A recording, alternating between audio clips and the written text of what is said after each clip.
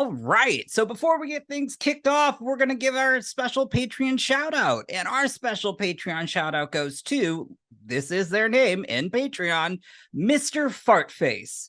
We really do appreciate your support. It means the world to us. Love that name. It's hilarious. Maybe it's George's alt. I don't really know. I don't question these things. But thank you Like a so much, fart in the Mr. face. Fartface. We really do appreciate your support. Thank you. You good, Liam? Welcome to the Horror Hour. We all go a little mad sometimes. Forget you.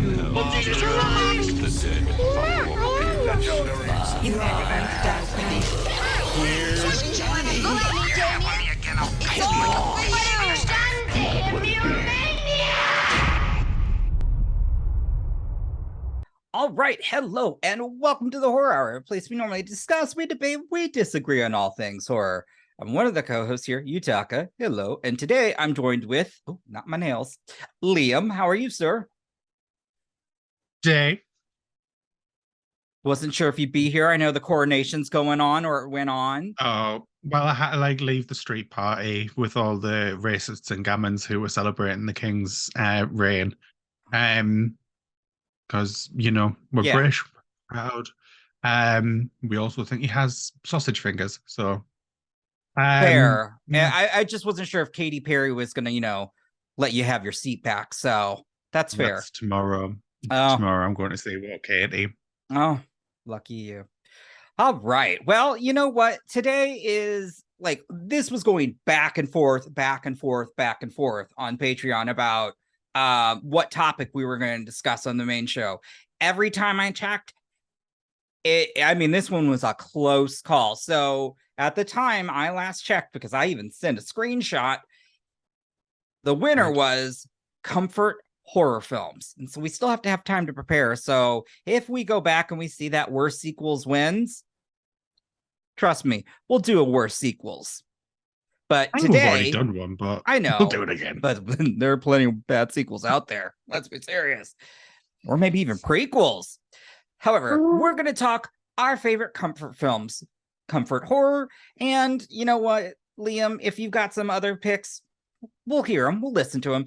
And what makes a comfort horror film? Maybe it's something you love to go back and watch. Maybe it's something that makes you feel all warm and fuzzy inside. Or maybe it's something that just, gets you hot under the collar. Whatever floats your boat. So maybe it's something Yutaka will shout at you for watching repeatedly because you're not watching new things. But George isn't here. That's not comfort. That's obsession. There's a difference. All right. But you know what? Before we start, make sure hit that like button, hit that subscribe button, and that notification bell so you're notified of every time we put out new content, because we do a lot. But also, comment down below. Let us know your comfort films. I'd love to see what you all find comforting in the horror genre or in general, because I've got one that isn't one, but So I think, since I'm hosting, Liam, you can start. Okay. Well, since George isn't here, I can steal this, and it's Scream, because it is a comfort film for myself also. Well, all the whole franchise. As we already know, George does not shut up about Scream, and Scream is his life. Scream is how he wakes up in the morning. Scream is how he's bred. He's screaming when he is being bred, if that happens. Exactly. If and when. I know. I even have Ghostface, though. Actually, I've got a lot of horror icons on my shirt. We've got all the comfort characters there. Some roses. What's the roses for? Where's the rose? Oh. That side. Other side. Other side. In the armpit. Oh. No, other side. In the armpit. Oh, guys. There. On the arm. On the arm there. I have no idea. I will have to look what that's tied to. I feel like I should know, but I don't. You should. Okay. Yes, back to Scream. As we're all aware, George is obsessed with Sidney Prescott. I'm obsessed with Gail Weathers. I think that also speaks to our personalities. This is true. Very But true. who isn't a fan of horror and doesn't find Scream to be comfort films?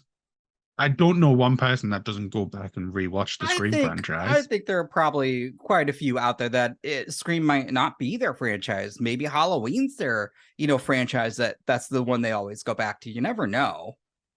I think I don't Scream right trust them now is. people. Oh, okay. Well, that's Mm. fair.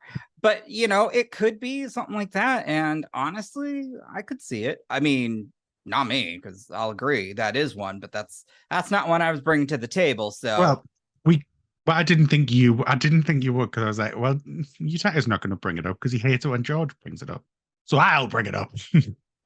yeah, well, that's just because we want George to give us some new takes. I think people want to hear new takes. He doesn't have any new takes. Bye, George. Uh, All he'll right. have as Well, many new okay. So takes as he why is wants. Scream a comfort film to you? What about it? Why? Not just for its rewatchability. Okay. You can chuck it on. You don't have to pay full attention to it because you already know it inside now. And it allows you to. It's the same with any comfort. I would describe a comfort film as a film that you can, when you want to have your brain switched off, but you still want something on. So you find something that can be played without having your full attention. Like when you finish work, you're not going to want to come home, and if you've had like a knackering day, you're not going to want to put a brand new film on that you're going to have to give your full attention to because you've got other things to do. So put something like Scream on, where you can watch the whole franchise and know it word for word and know exactly what's coming up. So you don't need to be like glued to the screen. You can pick up your phone, you can answer a few emails, you can answer a text, you can scroll through Twitter or Facebook while you're watching it. Because you still know what's happening. You just don't have to look. Okay. So all right. that's why Scream is a comfort film. Okay. Well, I won't say no. Again, it's one of my favorite films of all time, so I get it. There we go. All right. Well, I'm gonna go with it's my favorite of this franchise, and this franchise has had some hits and it's had some duds, and that is Halloween. No. It is 1987's Nightmare on Elm Street 3 Dream Warriors. Yeah. One I can always rewatch. One that I love the color palette. I love all the new things that like we're really seeing Freddy come into his own in terms of giving those one-liners, doing some, really fun creative kills. And also you have a cast that is actually lovable all around. Yeah. And I think Patricia that's Arquette. Huh? And Patricia Arquette. Mm-hmm. Doing flips and things. And I do actually also like the, mental health theme that is tied with it. There's a lot, especially, when you think about the 80s and, that type of care back then. It was like that film was very had some good care. No, I'm just saying it had some social commentary to it. And I like that. And I just, you have all these kids thrown in an institution because their parents don't want to deal with them or don't care, even though they're being haunted by some burned but some burned figure with razor blades for fingers. Oh my God, I love it. But honestly, 80s was wild. Yeah, I really love the kills. They were so much fun. Like the puppet one. Yeah. The puppet one is the one that will always stick in my mind from that film. Because it was so because it was just so pulling out the vein. It was so gross. Ooh. And it was so inventive for the time that it came out. So yeah, no, I would agree. And we got to see Nancy back, even though I'm still not happy with what happened. But yeah, I do. I really love the film. And of course, my favorite line of his, "Welcome to prime time, bitch." Yes, I love it. Could watch it anytime, No. any day. So good. I would agree. I would agree. The whole Nightmare on Elm Street franchise, even though I know there is I some won't go that obviously far. duds in there, is something that I think everyone can at least like rewatch. I mean, honestly, Freddy's an icon if you think about it. Yeah. I mean, like that. I mean, Robert Englund still puts out a ton of films, but most people like they see him and they know Freddy, and you know, That's for quite a lot of people. That's all they see. So I mean, he was killed in urban legend, and he deserved it. He was the professor that made Joshua Jackson eat Pop Rocks and drink a Pepsi. yeah. I was like, yes, you're right. Mm-hmm. I only remember Tara Reid. That was a good chase scene, so that's fair. I did like that chase scene a lot. All Very right. Well, chasey. that's my first one. So back to Good you, one. sir. I'm Like, none of these are going to come as a shock because they're all ones that I've mentioned before. They're comfort films for a reason. So next one is Little Shop of Horrors. Little Shop, Little Shop. of Horrors. I was totally. I mean, Oh wait, no, I was going Grease. I'm so sorry. wrong one. Like such an iconic film. Yes. It's a horror musical and a Mhm. comedy. It's all the genres in one that I love. So that's obviously soundtrack. gonna rank it right up there for me. You've got amazing performances. Who knew Rick Moranis could sing? This is true. Who did? Everyone just seen Rick Moranis as like this fun, lovable comedy actor, and then obviously he surely had the chops.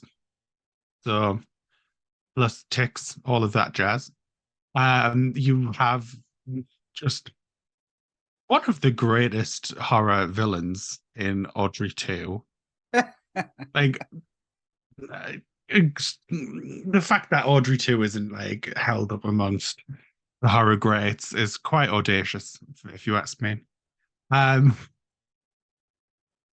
love the song Suddenly Seymour. Oh, It's so good. in some way, and is it some way that's green? Is that what it's called? I can't remember what it's called. The song. The only song I remember the name of. But I mean, if I were watching the film, I'd be like, you know. Yeah. Skid Row. Yeah. Is such an iconic song as well. The Dentist with Steve Martin. So good. So funny. The when you got Bill Murray just randomly popping up there as like everyone else is terrified of this dentist, and then you just got Bill Murray like, yeah, torturers. That's a classic. And I didn't realize this until a rewatch not that long ago. Miriam Margolyes is in it as the dentist receptionist. Who? Miriam Margolyes. Should I know who that is? Yes. Can The you give me... little English actor lady who's always talking about inappropriate stories on Graham Norton and daytime television. Oh, yeah. Okay, sure. Yeah. She creamed her knickers. Okay, all right. You do know who she is because you've shared multiple videos in the group chat of her interviews. Oh, I didn't know her name. That's funny. Okay. She's called Miriam Margolyes. She was also in the Harry Potter franchise as the professor that dealt with plants. Oh yeah, she was in Miss Fisher's Mysteries or Murder Mystery, like Granny Fisher. It's an Australian mystery series. So good. So good. Good for you. Good for her. I don't know. I don't know who this man is. Uh, yes, little early role there as a receptionist in Little Shop of Horrors. Okay. Got a lot of cameos in that, actually, to be fair. Yeah. I could see Nobody I that. know. Yeah, same. But obviously it gave us, Well, is it Tisha Campbell Martin? Yeah. I Icon, cannot legend. remember the other actress who was on Martin. Tashina Arnold. That was the other one that like those two were on the show sitcom Martin. Oh, okay. And then she eventually was in like Chris Rock's mom, and everybody hates Chris or everybody loves Chris. I think it's hates Chris. It's everybody loves, everybody hates Chris, yeah. Yeah, because that went on for like Yeah. 6 years. Yeah, Crazy. that was a while. And recently in that Uncoupled, which was a fantastic show. And so annoyed that it didn't get renewed for another season, but hey ho. It got renewed by another network. Did it? Yes. Anyways, we're gonna move on. Yay. So obviously wasn't major news because I didn't know about it. And I know everything gay. This was I forgot who picked it up because it was on Netflix. They canceled it. Either Amazon or Hulu picked it up. Oh, okay. No, yeah. Well, we'll see what happens. All right. So for me, this was a film I never shut up about as well. And I haven't got to talk about it on the channel too much. And I'm going to give Carla a little shout out because Carla did end up watching this with her family. And that makes me very, very happy. And that's 2021's Bingo Hell from from Gigi Salguero. It was part of the Welcome to the Blumhouse series on Amazon. Oh my gosh. Let me just tell you, I felt Lupita. I wanted to be Lupita. I am Lupita at a certain point because she's an older individual, old, and she's sick and tired of all these youngsters coming into their area, taking over. Same. And what happens is a bingo hall is taken over by some demon, and you can win, but when you win, you end up having a gruesome death. Meanwhile, though, the whole movie, in the beginning when you meet her, you just see her walking, and there's this couple with like their lattes, and she arm checks one of them, and she's like, fucking hipsters. I was like, no, I'm gonna love you. And then what proceeds, though, is a really tact. Yes, this film, at the end of it, there's only 2 films, and the other one's going to be on this list, where I have got watching a horror film that had some gnarly deaths and, sad endings for some, but I still left feeling all warm and fuzzy. Like, I was like, oh, did not see that coming. And was that not just the Ambien? No. Because the whole thing, though, is really, the film is about community and family. And you just see that throughout. And it's so cool. And it was a very low budget film. And they got to do a lot with it. And oh my God, I just love it. And let me tell you, Lupita kicks some ass. Oh, I just loved her. I really did. And I mean, she got her ass kicked at times too. So, which is crazy because you see this old lady just getting like her head like slammed like multiple times. I'm like, damn. But people are kinky too. That's very true. So I personally, Bingo Hell is a huge favorite.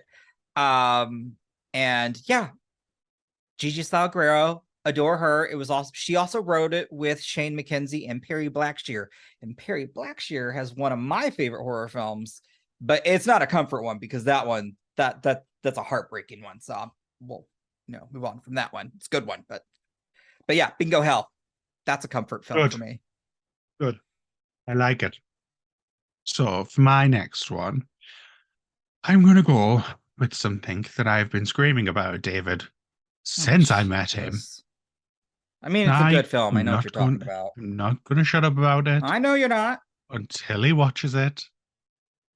And that is The Faculty. So no spoilers here, because David does. If David isn't here, David does sometimes watch the episodes. Not if there's a spoiler. I warn. We warn unless him. Yutaka spoils him that there's a spoiler. Oh, you mean like when you spoil Buffy? I didn't spoil Buffy. I had to tell him not to watch an episode. Anyways, continue. And then it was after he was. It was before he would know. No, it was in a season that he's already. But that hadn't come about. I don't care. Well, don't sit here and give me that. You're like, spoiler. I'm not going to give spoilers. I said it was a spoiler before I said it. Anyways, so just talk about your film. You. Where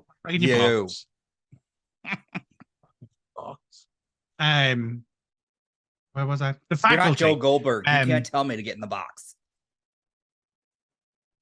I don't know what that means. Oh, you don't watch You? Oh, that's a shame. I don't watch You. Okay, go ahead. I have time for it. So The Faculty.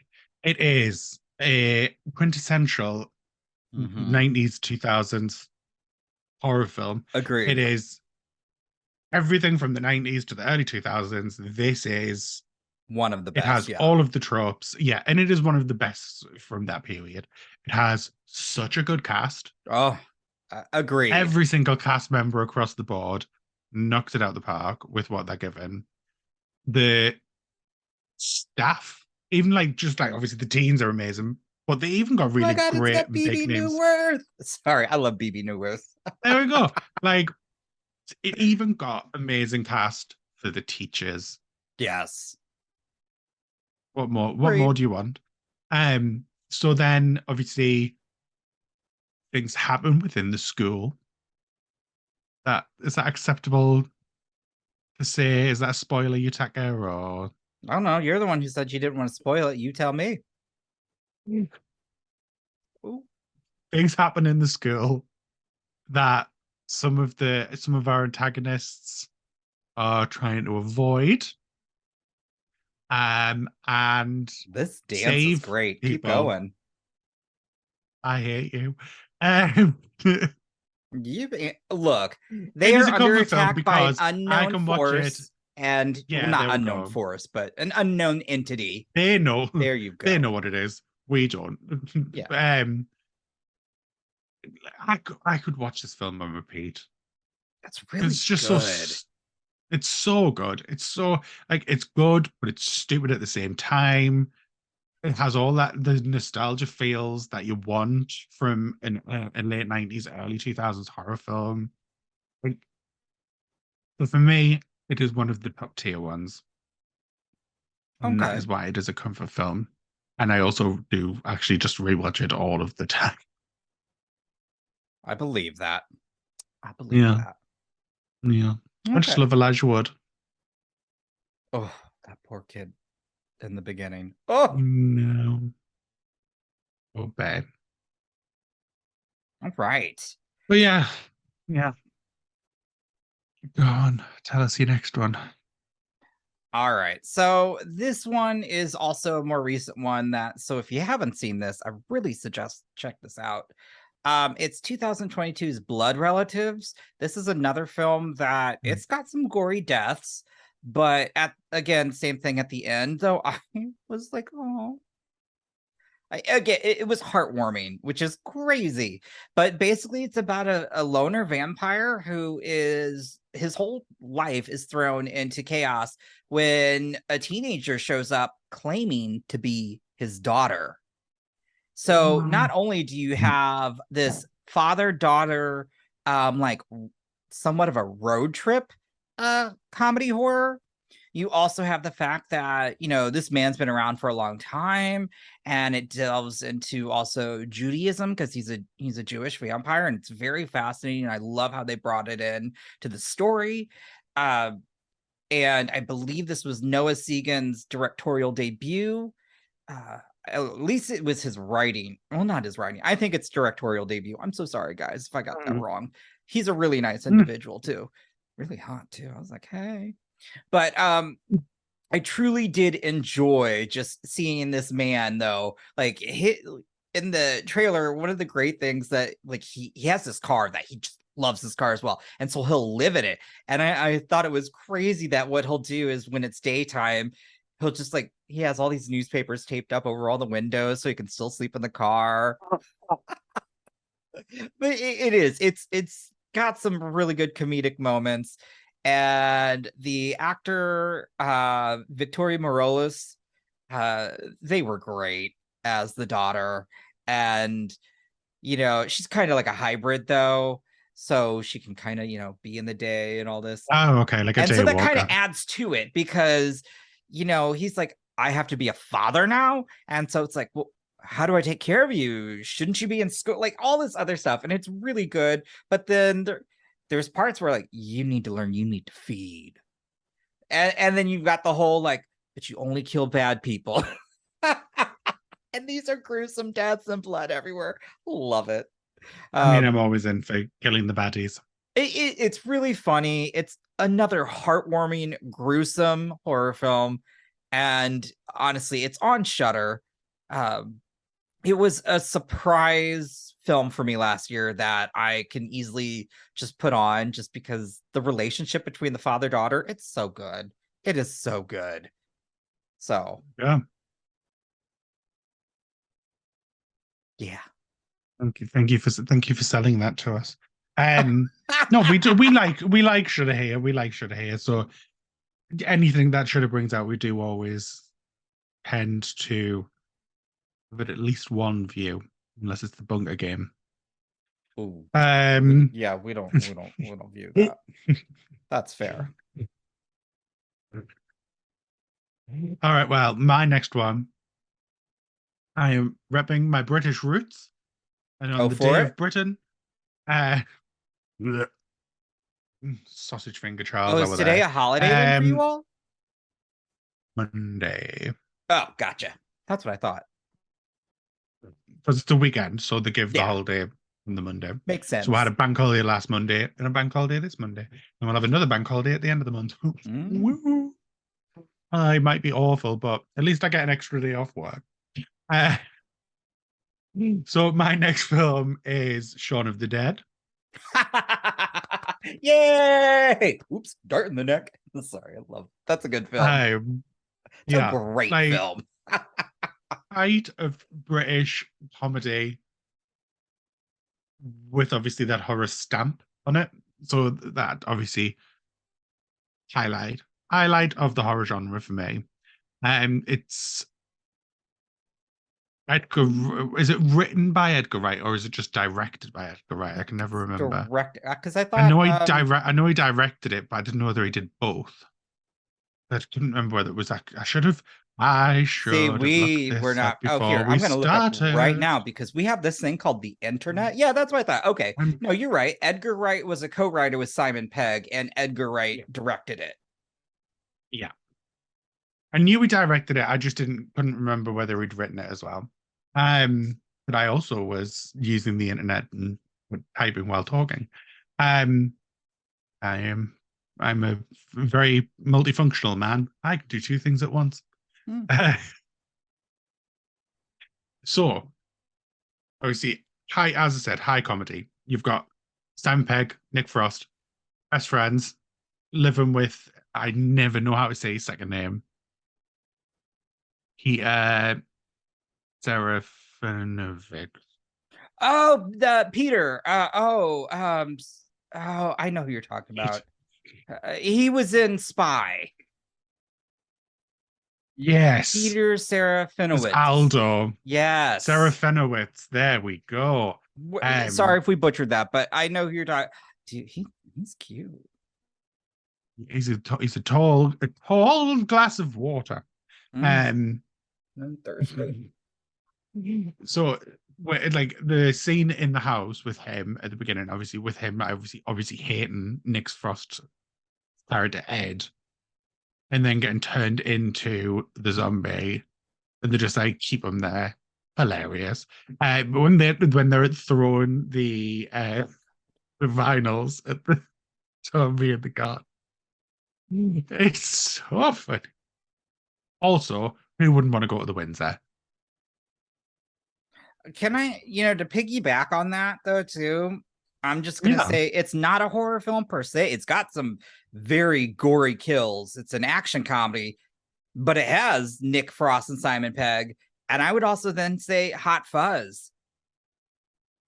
Yeah, I love Hot That, Fuzz as like, well. oh my God, like Yeah. Simon Pegg and Nick Frost are just like a great duo. So when they're in a film, I'm usually all in, and they're usually films I could easily rewatch. So like that's a great Paul double as well. feature. When America tried to capitalize on the success of obviously Shaun of the Dead and Hot Fuzz and gave them Paul. Okay, well maybe not I that. really enjoyed. Did you? Paul. Oh, I really enjoyed Paul. I did not. But I understood obviously a lot of people didn't. But it's fine. That's fine. I just don't think. I think you needed. I don't think Paul had been written in the same way like Shaun of the Dead and Hot Fuzz had. No, I don't think it had some of the comedy just wasn't working. Like, yeah, it was they tried to Americanize the British comedy, and British people trying to write for America doesn't always work. true.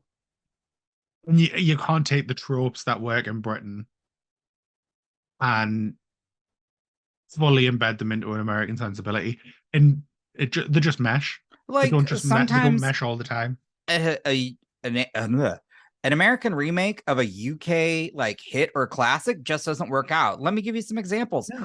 Coupling. Why did we make a remake? I don't know. It was terrible. It lasted one season. Coupling's also a really funny show. Oh, another one. IT Crowd. Well, that I don't even think got off the ground. That failed here miserably. Yeah. You also brought one of the characters over. I know, and it still didn't. I didn't get that. I think it's because they were really trying to give Joe McHale something, but I was just like, well, all right, okay. In-Betweeners. That is one of the greatest British comedies of all time. It has had multiple series, 2 films, and the UK adores the In-Betweeners.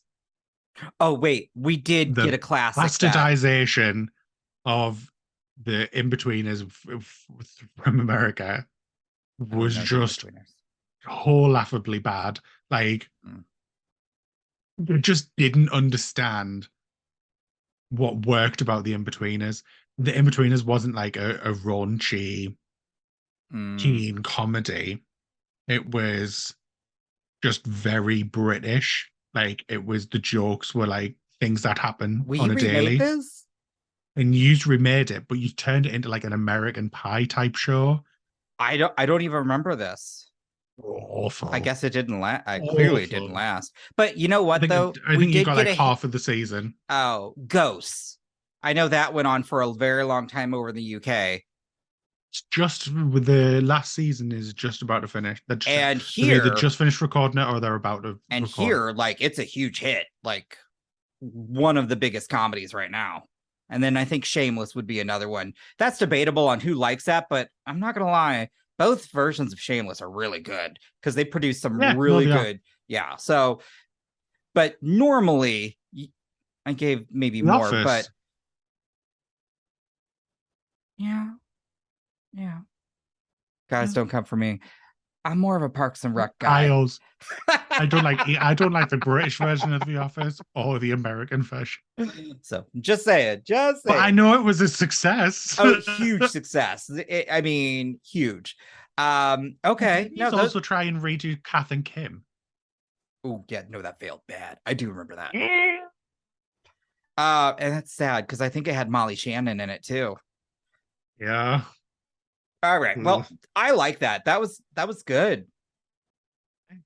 I am going to now come at you with a film that is animated. Plot twist. Now, this is a movie that I have seen so many times. And for a while, too, it was a film that, like, it had so many, like, of course, the US had to try and remake a Japanese animated classic, but it's never gotten off the ground, thankfully. And every time when they like mention cast that would be attached to it, it just sounded awful. But it's one of my favorite animes, and it's more action drama, but it also has some like really horrific imagery within it. I mean, it's like Neo Tokyo, and first off, it's called Akira, by the way. It is fabulous. Came out in 1988. Jordan Peele was apparently going to try and do it, wasn't he?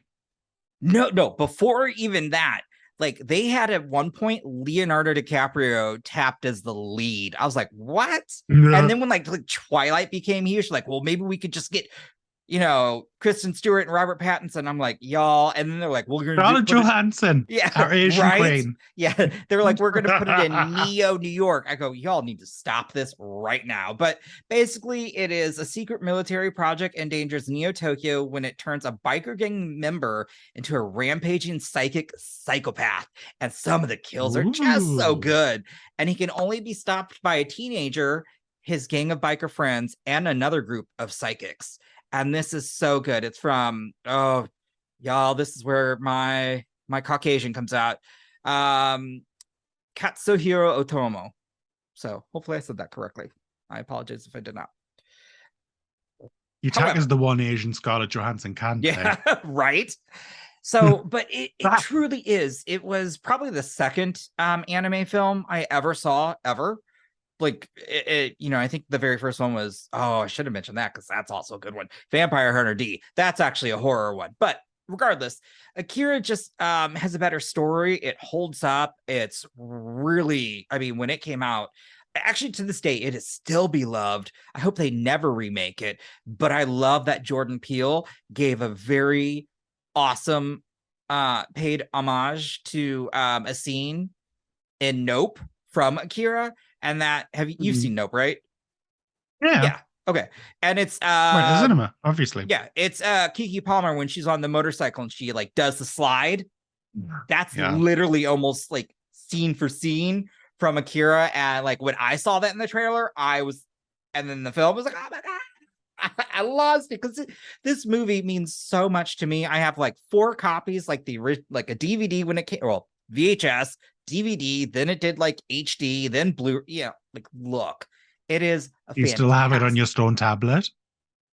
Yeah, I got these like images like just chiseled into the wall. But it is one of the greatest anime films of all time, in my opinion. But it's also just a comfort film for me, and I could watch it over and over and over. And it's so damn good. In fact, I will now probably be watching this tonight just because we're talking about it. So, but we never get to talk anime on here. And you know what? No. It's a comfort film, damn it. So, and I've got one more if you don't. I don't see an issue with you bringing that up because it has some horror, as you said, it has some. Oh, when he becomes, there's a gross scene. If you don't like, I think that's fine. Do you remember the movie Slither by James Gunn? And the chick in the barn who like becomes.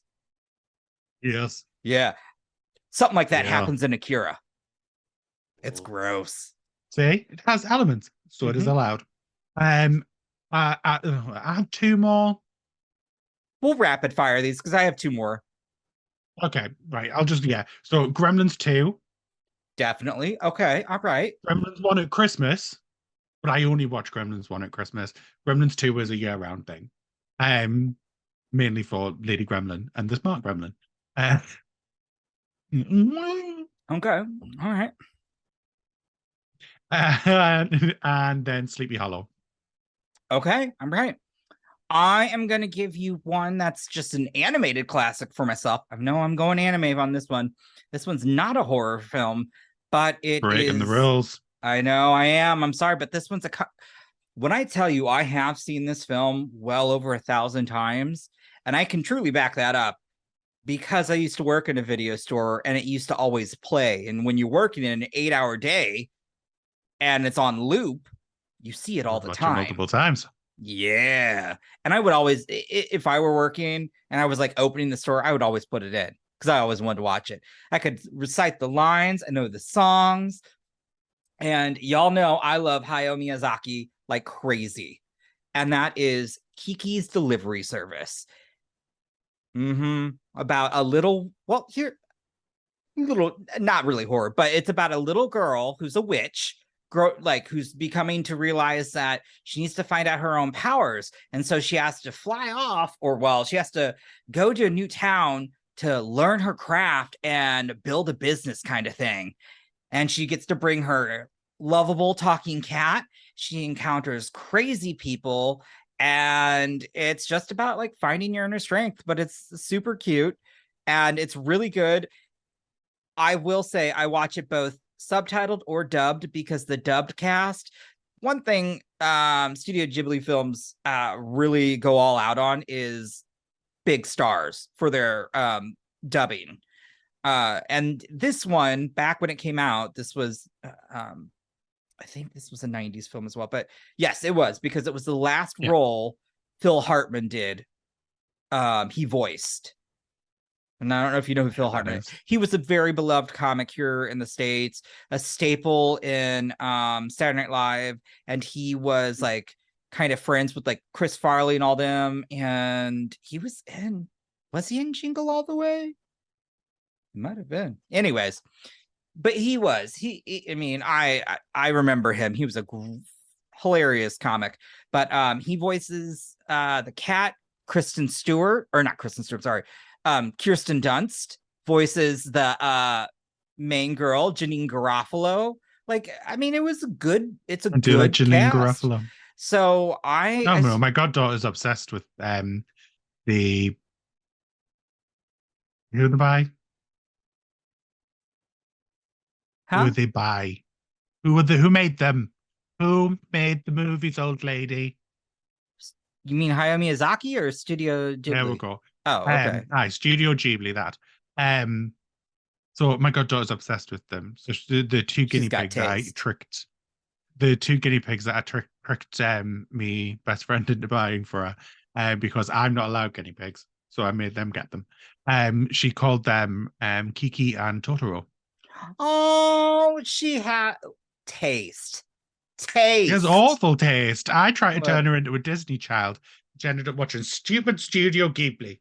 Now I can't buy Disney things because for me. He's technically, I mean, they once dubbed him as like Japan's version of Disney, which, I mean, I could see that. He's, for the longest time, like, but it means I can't buy myself Disney things and pass them off as being for her.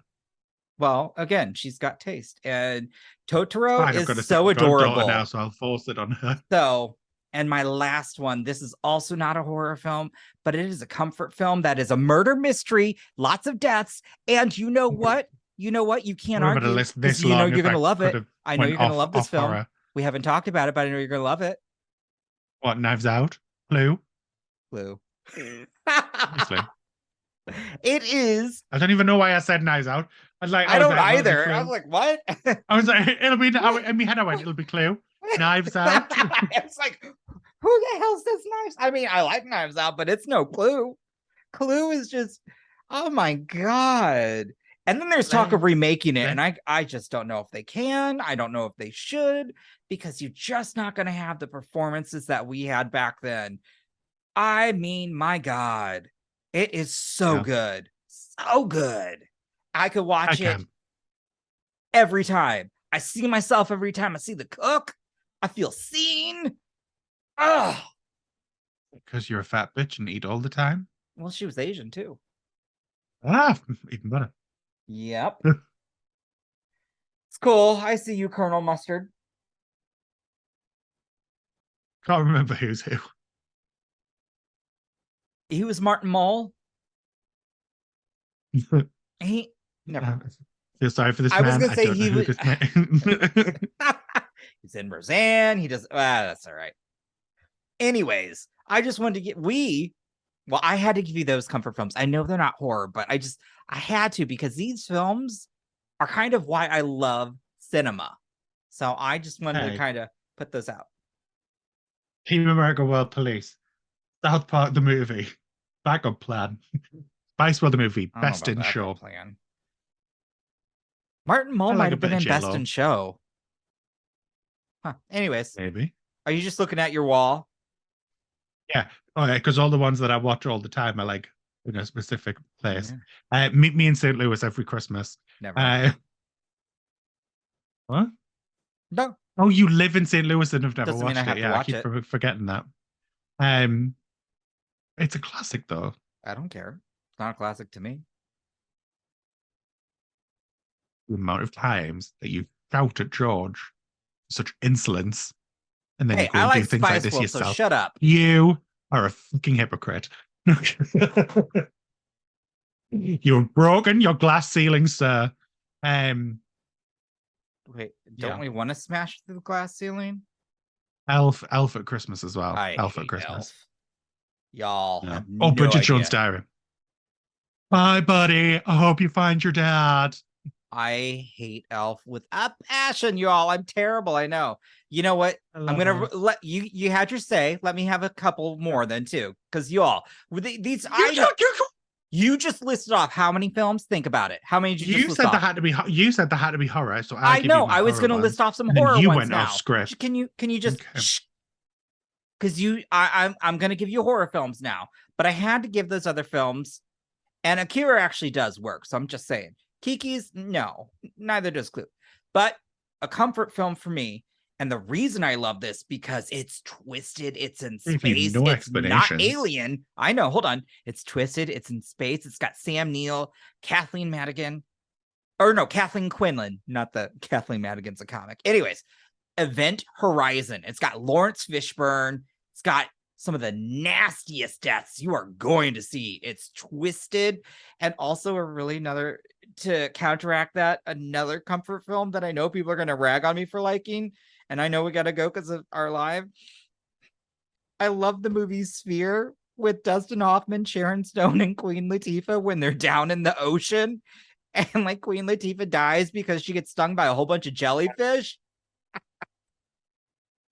I've never actually. Yeah. I've never.